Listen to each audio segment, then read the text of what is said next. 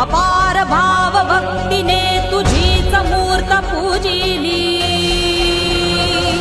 त्रिशूल खड्ग घेऊनी विनाशण्या असुर ये, बनून रौद्र दामिनी प्रकाशण्या तिमिर ये। प्रतीक नारी शक्तीचे वैष्णवी महेश्वरी, तुझाच अंश राहू दे सदैव माझ्या अंतरी। आई अंबे